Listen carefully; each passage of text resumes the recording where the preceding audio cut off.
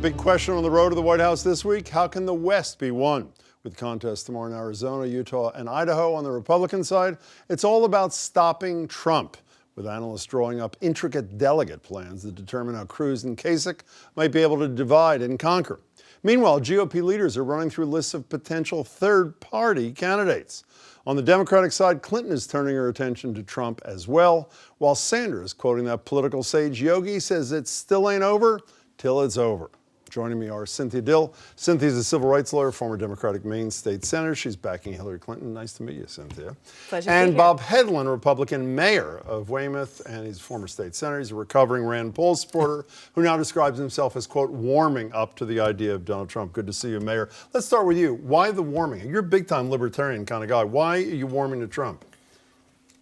You know, trade was a big issue for me, and as a libertarian, I do believe in free trade. I don't believe any of the deals we've done since NAFTA have been actual free trade deals, and I think that's one of the biggest problems facing this country is the loss of middle-class jobs.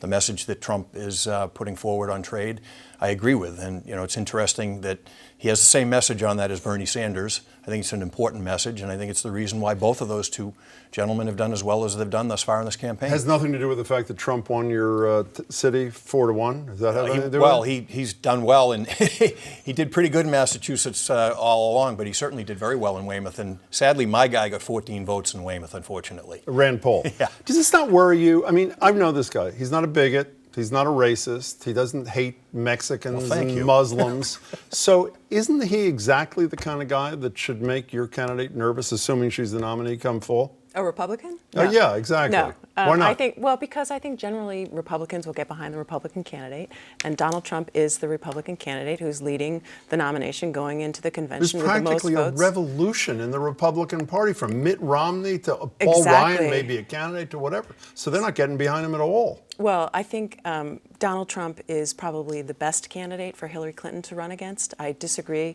with Bob's suggestion that Donald Trump and Bernie Sanders are, tied at the hip when it comes to trade.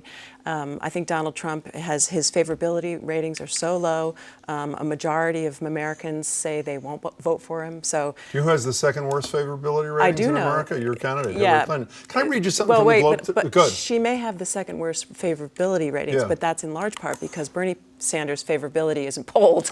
So, it's hard to know what his ratings are when he's not included in the That's poll. actually not true. I just saw a poll this morning where he is of the 5 candidates, the only candidate who has a positive favorability in men and in women is Bernie Sanders. I want to read you something, a terrific piece. You said it's not true, but it is true with respect to the Washington Post poll, for instance, that was used as the basis of a question when Hillary Clinton was asked about her trustworthiness in the most recent debate on a Tuesday night before 6 million viewers.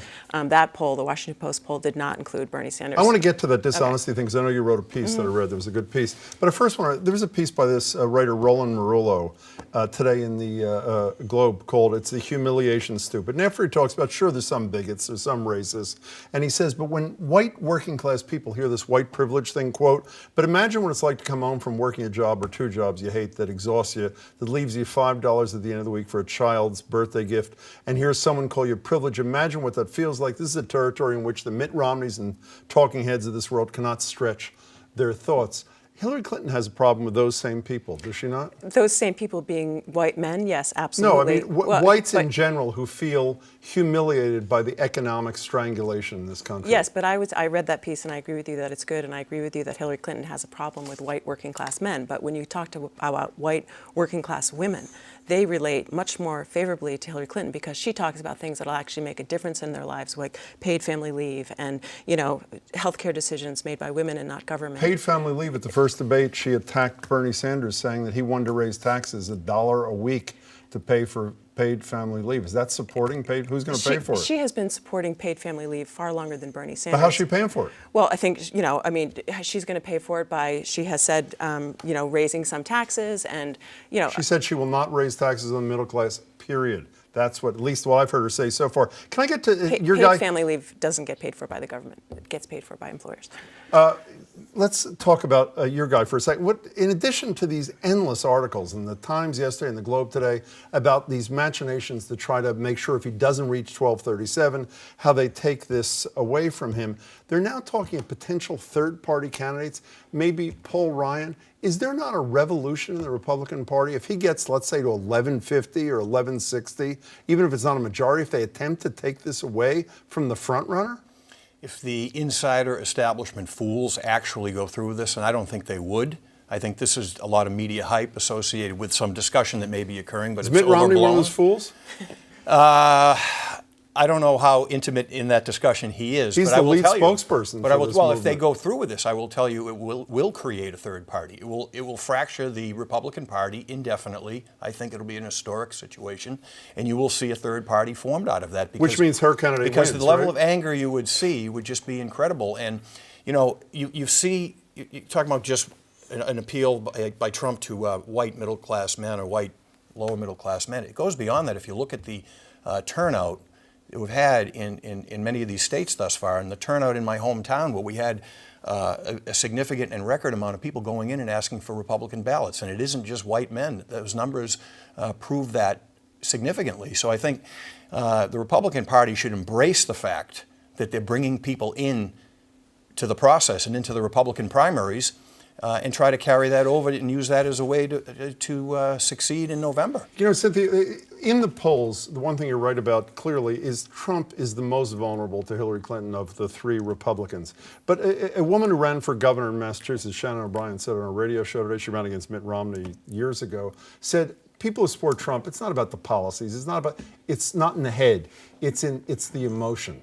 And so when you read the Hillary Clinton campaign, what's that? I don't agree with that. Well, she does. Not in the general election. What's that? But Hillary Clinton says, her people say she's going to attack him on the failure of his businesses, his bankruptcies. The Trump supporters care about any of this stuff. They care that he's going to fight for them, don't they? Yes, but the Trump supporters right now are not a majority of Americans. That is correct. These are the passionate people that have come out to the primary. The Republicans have done a good job having a field of candidates, drawing a lot of people. They have record numbers and voting turnout for primaries. But if Trump is the nominee, then that opens up the voting to so many people that haven't been tapped yet, so many people who haven't been polled, they haven't expressed their positions. And I don't think that people who are angry and feeling left behind and the people who are suffering economic inequality, they have a broad range of feelings. And I don't think Trump is going to. On that point, if I may, I don't think that folks, Trump supporters are going to ditch Trump because of lawsuits about Trump University or there was some excess fat on a Trump steak or something.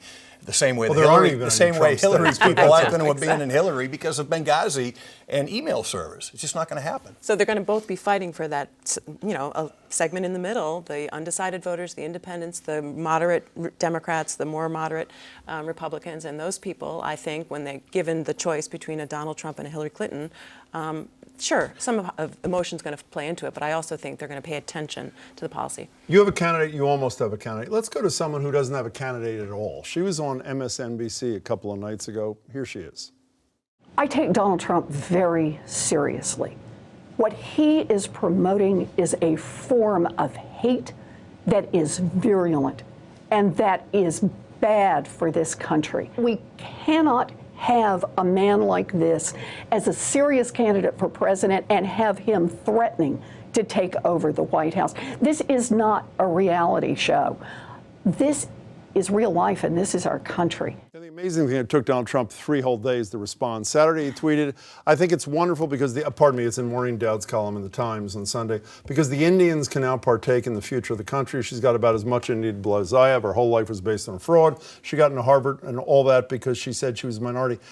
In light of the fact this is probably the lead spokesperson on economic inequality in America, how does it help your guy when he's trying to relate to these humiliated people, when he's savaging on the lowest level possible? Elizabeth Warren, I don't get it at all.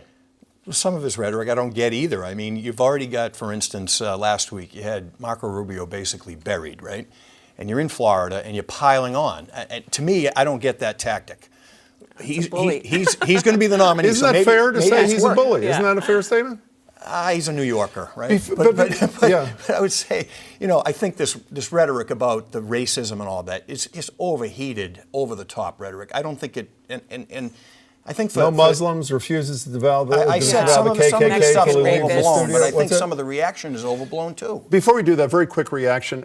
Speaking of Hillary Clinton and Elizabeth Warren, when she was asked 3 times in a row on CBS Morning Show the other day about whether your candidate should release those Goldman Sachs transcripts, she would never answer the question. Until your candidate does, shouldn't people assume the worst, that she says what some detractors are suggesting, that she went and cozied up to the people that help almost destroy this economy? That's a fair conclusion, isn't it? No, I don't Why think it not? is, but because I think what she has said is I'll release the transcripts of my own speeches when all the other candidates do the same. But that's and ridiculous. The Republicans are on the side of Wall Street. She's the one who says she's going to take on Wall Street. It's apples and oranges, isn't it? Wall Street is not with Donald Trump.